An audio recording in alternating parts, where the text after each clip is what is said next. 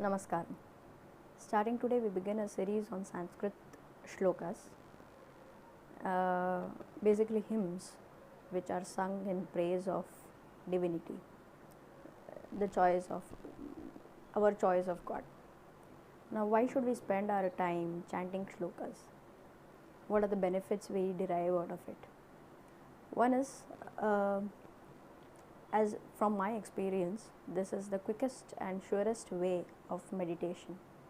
For any beginner who does not know how to meditate, but he or she has a desire to do so and connect with uh, God, then singing a hymn of praise or a stuti is the best way to do so, because here we have the image of our favorite God right in front of us, and we are able to communicate with him or her in a manner which is easy, as an interpersonal interaction with our favorite God.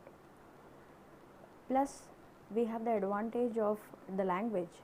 Sanskritam has the varnas, or the alphabets in Sanskrit have their own vibrational energies. So as we keep chanting them over a period of time, we begin to accumulate those subtle vibrations within us and around us. So any corrections that need to be made in our own aura gets done automatically, even we without realizing it or knowing it. So there are multiple benefits of chanting a shloka or a stuti. Now, any stuti, if you take, has certain parts. In the first part, we do a namaskara or a salutation marked to our to please the deity.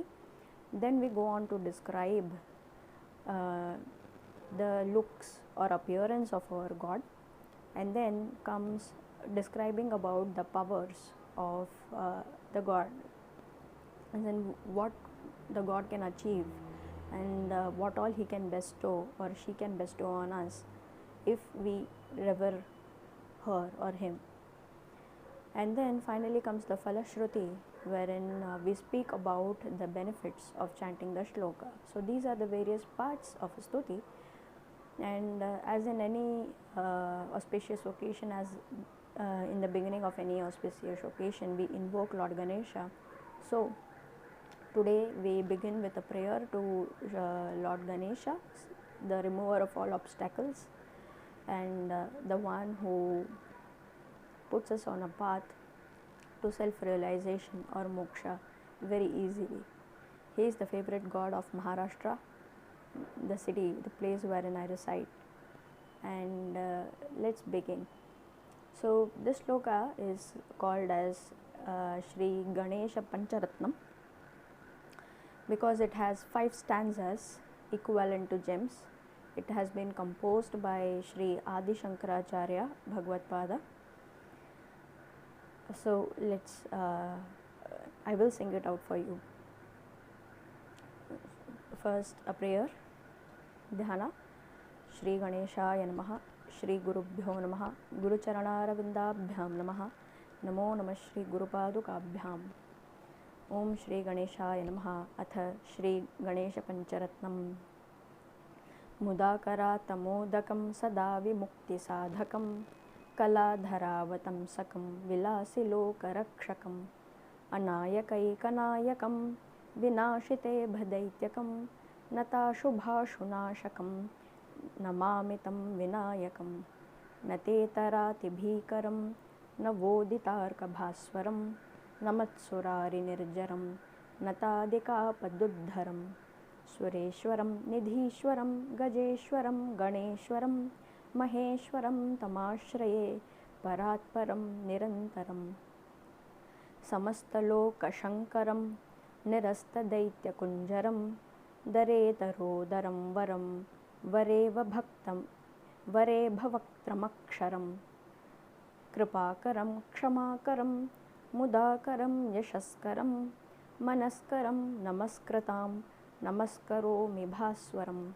Akinchanartimarjanam chirantanokti purari purvanandanam surari garvacharvanam. प्रपञ्चनाशभीषणं धनञ्जयादिभूषणं कपोलदानवारणं भजे पुराणवारणं नितान्तकान्तदन्तकान्तिम् अन्तकान्तकात्मजम् अचिन्त्यरूपमन्तहि नमन्तरायुक्रन्तनं हृदन्तरे निरन्तरं वसन्तमेव योगिनां तमेकदन्तमेव तं विचिन्तयामि सन्ततं महागणेशपञ्चरत्नम् आदरेण योन्वहं प्रजल्पतिप्रभातके हृदस्मरन् गणेश्वरम् अरोगतामदोषतां सुसाहितीं सुपुत्रतां समाहितायु अष्टभूतिर्मभ्युपैति सोचिरात्. Shri Ganeshaya Namaha. Do let me know in the comment section if you would like to have recite this shloka along with the meanings. I shall be happy to do so. Thank you. Namaskaram.